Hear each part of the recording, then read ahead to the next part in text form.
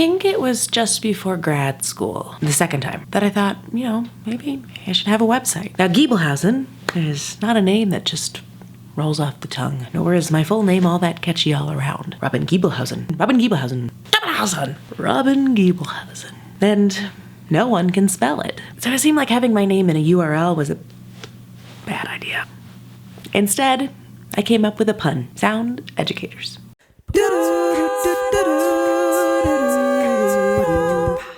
I am in the business of educating people about sound, specifically music. Music is sound, but sound also has another meaning. Sound means good, acceptable, ethical, and/or sensible. I've been thinking for a while about how important this is to me. To be a music educator who's thinking holistically about teaching sonic ideas, but also being a teacher to humans and everything that's involved with that. What does it mean to be a sound educator? Well, I've broken it down for you. Sing. Your classroom can be any variation of music. In these spaces, the best thing you can do for your musicianship is singing. Singing is the individual way we learn and process music making. It's vulnerable and imperative. Everybody can sing, students and teachers alike. Not every human needs to be a solo performer as a singer, just as every human does not need to be somebody who reads in front of a public audience. But every human should feel comfortable using their voice in song. Organization. Curriculum is key. What is your beginning, middle, and end? What goals do you have for your students? How do you check in with their goals? Do you successfully move students from one step to the next? Does your sequence make sense, or are there areas that need help? This organization can also be externally represented in your room. Does your space support the learning of all students, or do you have physical barriers? Understand.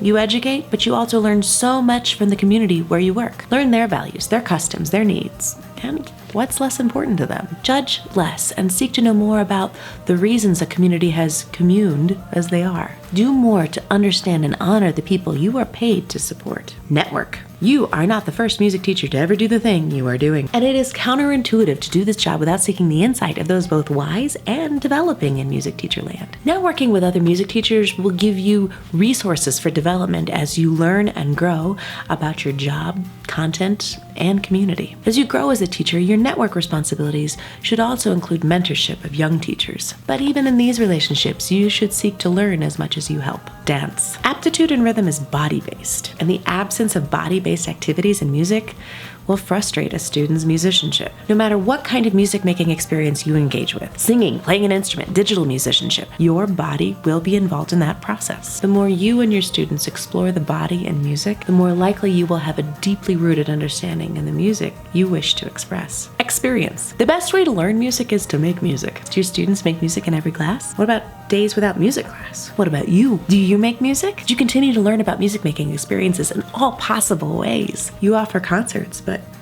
do you attend them? Do you give your students opportunity to attend concerts? What is the wide world of music-making experiences that you can give your students and yourself? Diversity. Music is so big and beautiful, and it's our job to draw the circle wide. Whether it's representations of musicians or musical genres, it should be inclusive of the world as it is, not just the world we know. Share and connect and represent. If we see ourselves in a community, then we're more likely to join. The same is true for our students. Update. We organize and then we add. Professional development is a critical part of being both a musician and an educator. Children and culture are changing, and therefore, so must our music teaching. Read, attend conferences, workshops, integrate new technology, new repertoire, learn new skills, and offer new opportunities for your students. Create. Music can be read, it can be performed, but it also can be created. Improvise, arrange, compose. These are the tools that give students the opportunity to make music truly their own. Play the music of others to learn and love the art of music, but give the students the opportunity to create music, and they find their own voice, and hopefully share it with others in profound ways. Also, you too, music teacher, can create. You know better than any other composer your students' skills and where they need challenges. If you need it, write it.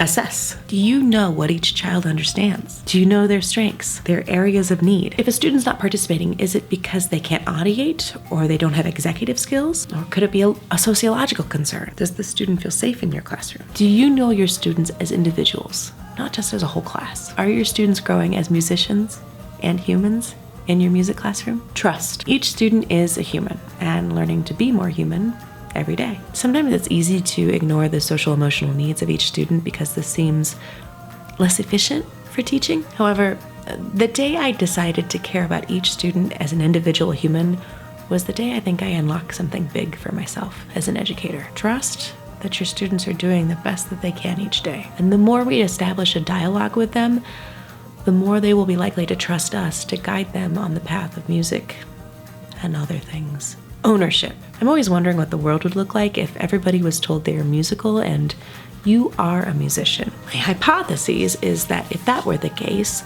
then music education would not be second-guessed as an integral part of public education. If everyone were told they were a musician, then everyone would feel empowered to engage and become one. If we permit students to own the identity of musician, then society might grow to be a much more musical place. Rest and reflect. I'm gonna go, go, go, I'm gonna go, go, go, I'm gonna go, go, go, then stop. It's important to take a break from work. Rest gives our mind and body a chance to step away and explore other things. It's in the seams between times at work where we're offered a chance to let our mind wander. Resting allows me quality time to reflect. I consider thoughtfully not only what I could do better, but what I'm doing well. Both are imperative for educators and for students to be and become. Rest and reflection allows you to be the full human you want to be. Please note, there is no single item of importance or hierarchy in this list. All are important, all are needed. So there it is. This is what it means to me to be a sound educator. What do you think? Do you agree? Are there other things that make a sound educator? Let me know what you think. But for now,